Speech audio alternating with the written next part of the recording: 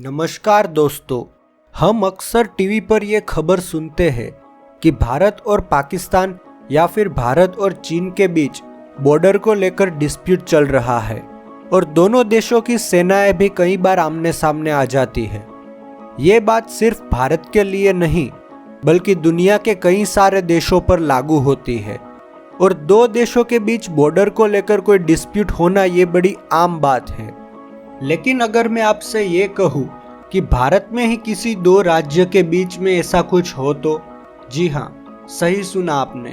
भारत के ही कई राज्य ऐसे हैं जिनके बीच में बॉर्डर को लेकर डिस्प्यूट चल रहा है।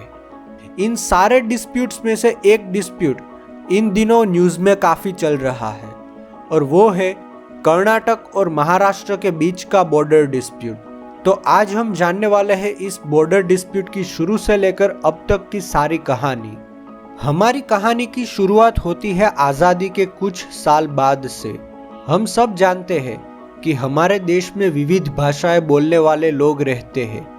कुछ लोगों के लिए अपनी मातृभाषा उनकी आइडेंटिटी बन चुकी थी उस वक्त। तो इसी वजह से आज़ादी के बाद कुछ राज्यों में भाषा के आधार पर अलग राज्य की मांगे हो रही थी और इसके लिए कई जगहों पर आंदोलन भी हो रहे थे।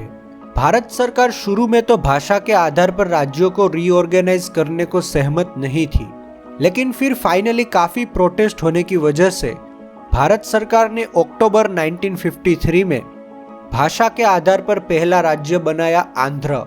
आंध्र राज्य को उस वक्त के मद्रास राज्य में से कुछ तेलुगु बोलने वाले एरियाज को अलग करके बनाया गया था। इसके बाद देश के कई हिस्सों से भाषा के आधार पर नए राज्य बनाने की मांगे उठने लगी। तो इसके लिए भारत सरकार द्वारा 22 दिसंबर 1953 को एक कमीशन बनाया गया जिसे फजल अली कमीशन के नाम से जाना जाता है।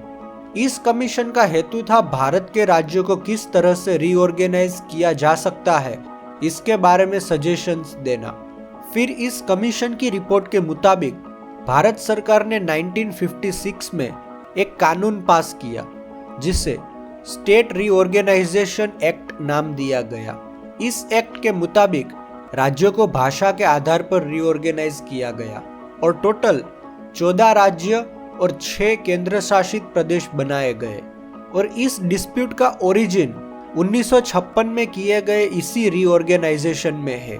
1 नवंबर 1956 के दिन मैसूर को भी एक अलग राज्य बनाया गया जिसका बाद में नाम चेंज करके कर्नाटक कर दिया गया। मैसूर राज्य के बनने के साथ ही मैसूर और उसके पड़ोस में जो बॉम्बे राज्य था दोनों के बीच तनाव बढ़ने लगा।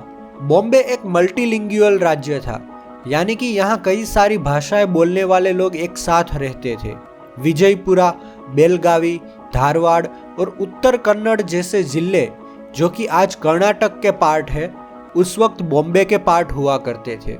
मैसूर राज्य बनने के साथ ही बेलगांव और दूसरे 10 तालुका जो कि बॉम्बे राज्य के पार्ट थे उन्हें मैसूर का पार्ट बना दिया गया। फिर 1 मई 1960 को बॉम्बे को रीऑर्गेनाइज करके इसमें से 2 राज्य बनाए गए, गुजरात और महाराष्ट्र। महाराष्ट्र का मानना था कि कर्नाटका के 865 गांव और बेलगावी, कारवार और निपानी जैसे एरियाज महाराष्ट्र के पार्ट होने चाहिए क्योंकि इन एरियाज में काफी बड़ी संख्या में मराठी भाषा बोलने वाले लोग रहते हैं। लेकिन कर्नाटक इस बात को मानने से इनकार कर रहा था। उस वक्त महाराष्ट्र में एक नेता थे पांडुरंग महादेव बापट, जिन्हें सेनापति बापट के नाम से भी जाना जाता है। उन्होंने भूख हड़ताल शुरू कर दी। उनकी डिमांड थी कि गवर्नमेंट इस बॉर्डर इश्यू को सॉल्व करने के लिए एक कमीशन बनाए। तो महाराष्ट्र सरकार के आग्रह पर भारत सरकार ने 25 अक्टूबर 1966 को एक कमीशन बनाया जिसे महाजन कमीशन नाम दिया गया। इस कमीशन को हेड कर रहे थे मेहरचंद महाजन जो कि सुप्रीम कोर्ट के तीसरे चीफ जस्टिस भी रह चुके थे। उस वक्त महाराष्ट्र के चीफ मिनिस्टर थे वीपी नायक। उन्होंने ये जाहिर कर दिया कि महाजन कमीशन की जो भी रिपोर्ट आएगी महाराष्ट्र उसे पूरी तरह से स्वीकार करेगा।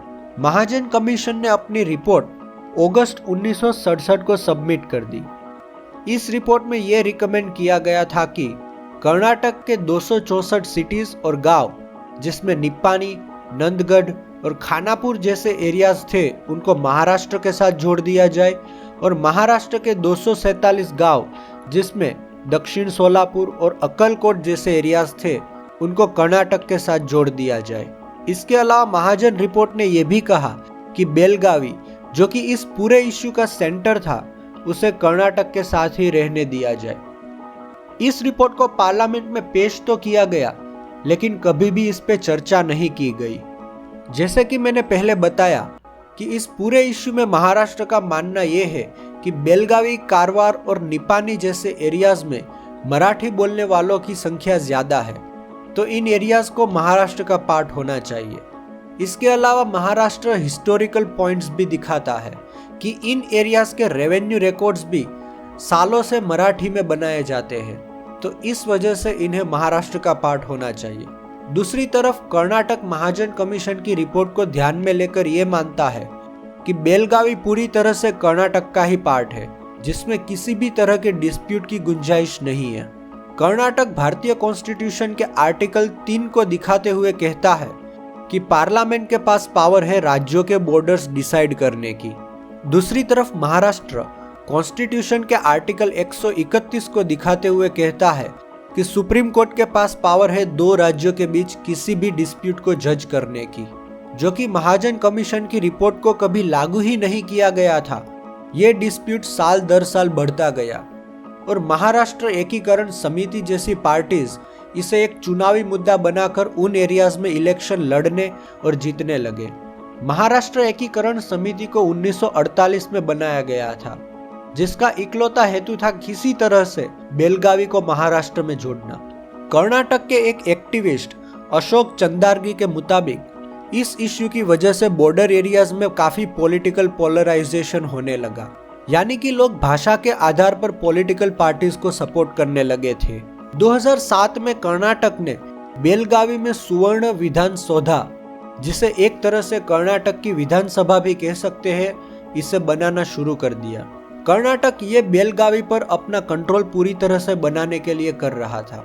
ये बिल्डिंग 2012 में बनकर तैयार हुई और तब से लेकर अब तक हर साल कर्नाटक असेंबली अपना विंटर सेशन इस जगह रखती है और जब जब कर्नाटक असेंबली बेलगावी में सेशन रखती है तब हर बार ये बॉर्डर डिस्प्यूट चर्चा का केंद्र बन जाता है, जैसे इस वक्त बना हुआ है।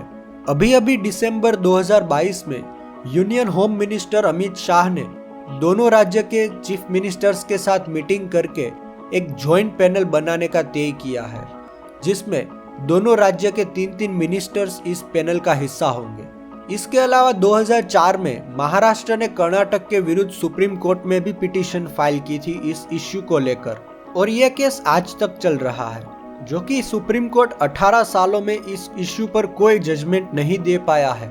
इस इश्यू का पॉलिटिकल पार्टीज अपने चुनावी फायदे के लिए भरपूर इस्तेमाल करती है। तो ये थी इस डिस्प्यूट की पूरी कहानी। आज के लिए इतना ही, मिलते हैं किसी और वीडियो में, तब तक के लिए नमस्कार।